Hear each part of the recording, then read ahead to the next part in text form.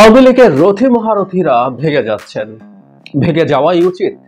কিন্তু এই মাঠে তাদের ভেগে যাওয়াটা আমাদের কাছে একটু হতাশারও, বিশেষ করে যখন শামীম ওসমান সপরিবারে ভেগে যান। উনি তো খেলতে চেয়েছেন, ওনার খেলা হবে, মানে রাজনীতিকে নোংরামিতে পরিণত করা লোক।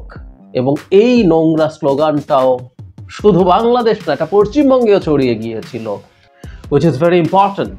বাংলাদেশের একজন রাষ্ট্রদূত যিনি বিদেশে নিযুক্ত আছেন, তিনি জনগণের দাবির সাথে একাত্ম হচ্ছেন, এটাও খুব গুরুত্বপূর্ণ একটা ইশারা। এবং আমরা আশা করি যারা প্রজাতন্ত্রের কর্মচারীরা আছেন, যাদেরকে আমরা সরকারি কর্মকর্তা কর্মচারী বলি, তারা এই সরকারের সাথে সহযোগিতা করা থেকে দূরে আসবেন। এটা অসহযোগিতার ডাক আছে। বাংলা আউটলুক বরাবরের মতো এই দুটো রিপোর্টই শামীম ওসমানের ভেগে যাওয়া এবং এই রাষ্ট্রদূত যে স্ট্যাটাস দিয়েছেন সেটা নিয়ে নিউজ করেছে, খুব চমৎকার নিউজ। বেলজিয়াম ও ইইউ নিযুক্ত বাংলাদেশি রাষ্ট্রদূতের শোষিতের পক্ষে অবস্থান। বাংলাদেশ সময় শুক্রবার সন্ধ্যায় যিনি রাষ্ট্রদূত আছেন, ওনার নাম হচ্ছে মাহবুব হাসান সালেহ।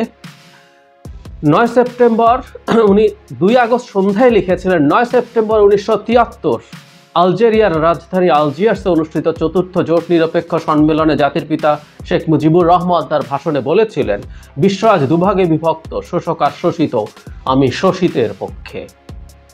বাংলাদেশের রাষ্ট্রদূত দ্বিতীয়বার লেখেন, আমি শোষিতের পক্ষে। আমরা বুঝতে পারছি উনি এটা যখন লিখছেন এটা খুবই গুরুত্বপূর্ণ। শুধু বেলজিয়াম না, উনি ইইউতেও বাংলাদেশের রাষ্ট্রদূত হিসাবে নিযুক্ত। যদিও মুজিব শোষিতের পক্ষে ছিলেন, সেটা ক্ষমতায় আসার পর আমরা আসলে আর দেখি নাই, সে আরেক আলোচনা। কিন্তু যখন রাষ্ট্রদূত এই কথাটা লিখছেন এই মুহূর্তে বাংলাদেশের শোষিত বা মজলুমকে, সেটা আমরা জানি এবং তিনি তার অবস্থান পরিষ্কার করেছেন। আমরা তাকে আন্তরিকভাবে মোবারকবাদ জানাই। আমি এখনো নিশ্চিত না এটা এখনো ভেরিফাইড কিনা জানি না, তবে পালানোর কথা ওনাদের ওই পূর্ণ ক্ষমতায় থেকে পুলিশ মিলিটারি সব পক্ষে রেখে, রাস্তা ফাঁকা রেখে প্রধান বিচারপতিকে নামিয়ে দেওয়ার হ্যাডাম ট্যাডাম দেখাতে পারেন, কিন্তু এই জনগণের সামনে ফেস করার মতো সক্ষমতা এদের আর নাই। আর বহুবার বলেছি, আমি যদি আওয়ামী লীগ নেতা হতাম আমি এখন ভাগতাম। কেন? আমি তো আওয়ামী লীগ করেছি আসলে হালুয়া রুটি বাগানোর জন্য। 3rd ক্লাস কতগুলো আদর্শ চেতনা ফেতনার কথা বলি তো আসলে মুখের কথা। আমাদের কাজ হলো এই তাপস কি পরিমাণ টাকা কামিয়েছে, কিভাবে কামিয়েছে বহু মানুষ জানে।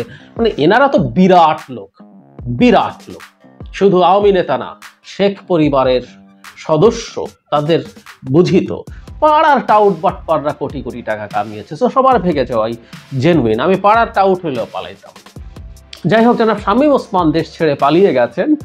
আমি আউটলুক থেকে পড়ি, নারায়ণগঞ্জের সংসদ সদস্য প্রভাবশালী আওয়ামী লীগ নেতা শামীম ওসমান তার পরিবার সদস্যদের নিয়ে থাইল্যান্ড চলে গেছেন। বাংলা আউটলুকের হাতে আসা নথিপত্র অনুসারে 30 জুলাই তিনিও তার পরিবারের 5 সদস্য থাইল্যান্ড গেছেন।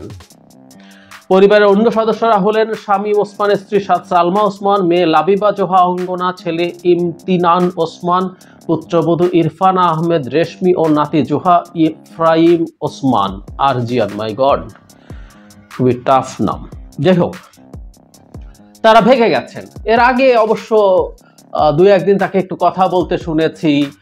মানে বিরাট সাহসী, মানে নিজ এলাকায় একরকম রাজত্ব চালানো, নিজ এলাকায় যাকে তাকে পেটানো, শুধু না যাকে তাকে খুন করেও যার কিছু হয় না। আমি তোকে হত্যার কথা বলছি, এই পরিবার করেছে, কিছু আসে যায় না। এবং এই পরিবারের দায়িত্ব নিয়েছিলেন স্বয়ং প্রধানমন্ত্রী Sheikh Hasina. Can you remember? সংসদে এত প্রতাপশালী একজন মানুষ ভেগে গেলেন।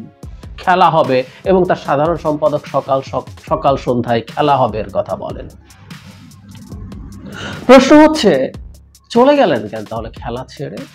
এত প্রভাব, এত প্রতিপত্তি, এত হ্যাডাম আপনার, একটু খেলতে থাকতে। জনগণ আপনার সাথে খেলতে চেয়েছিল, জনগণ যে কয়েকজনের সাথে স্পেসিফিকলি খেলতে চেয়েছে এর মধ্যে কিন্তু জনাব শামীম ওসমান আপনি একজন। জনগণের সাথে একটু খেলা, একটু দেখতাম আপনি কত খেলতে পারেন, কত খেলোয়াড়। ওই যে বললাম, নির্বিচারে খুন করতে পারে এমন একটা পুলিশ বাহিনীকে রেখে, নির্বিচারে খুন করতে পারে এমন একটা ছাত্রলীগ, যুবলীগ, আওয়ামী লীগকে রেখে এসব কথা বলা যায়। খুব ক্লিয়ারলি দেখা গেছে। আগেও পালিয়েছিলেন আপনি, আমরা দেখেছি। আপনাদের পালানো সুখকর হবে না, সেটা নিয়ে আরেকদিন কথা বলবো, আরেকবার কথা বলবো। তবে হ্যাঁ, পালানোই স্বাভাবিক, পালানোই স্বাভাবিক। এদের তথাকথিত সাহস কি আমরা খুব ভালো মতো জানি, খুব ভালো মতো জানি।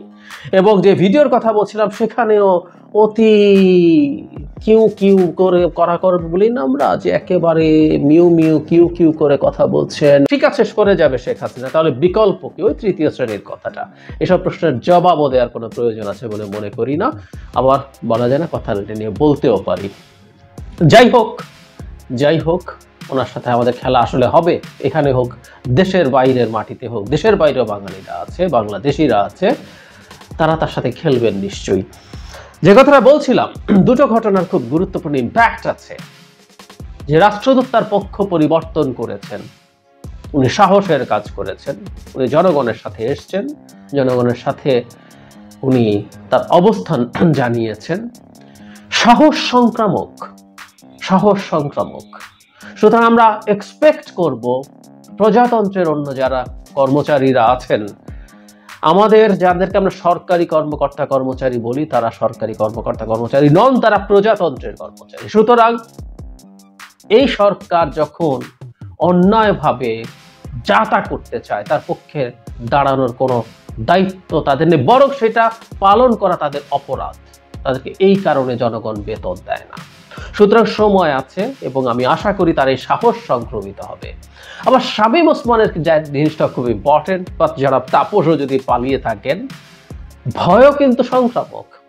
মানে শামীম ওসমান পালিয়ে গেছেন, তাপস পালিয়ে গেছেন, এইরকম মেসেজ মানুষের সামনে, আওয়ামী লীগের সামনে যদি যায়, সেটা এই অলরেডি পাকাপতে থাকা আওয়ামী লীগের বিরাট নেতাদেরই পাকাচ্ছে। এখন আর কেউ সামনে আসতে চাইছে, তারা গর্তে লুকাবে না, তারা এই গর্তটাও বাংলাদেশের গর্ত হলে হবে না, তারাও বিদেশে যাবেন এবং বিদেশের গর্তে লুকাতে চাইবেন, গর্তে থাকতে হবে। ওই যে বলছি, বিদেশেও বাংলাদেশিরা আছে, জনগণ তাদেরকে দেখে নেবে আসলে। সুতরাং এই ভীতিটাও ছড়িয়ে পড়বে বলে আমি বিশ্বাস করি। এর চেয়ে সুন্দর কিছু তো আর হয় না। ভয়ে কাঁপতে আওয়ামী লীগের লোকজন দেশ ছেড়ে পালাচ্ছে। অবশ্য কেউ বলছে এয়ারপোর্টে পাহারা বসানো দরকার আছে, তারা যাতে পালাতে না পারে।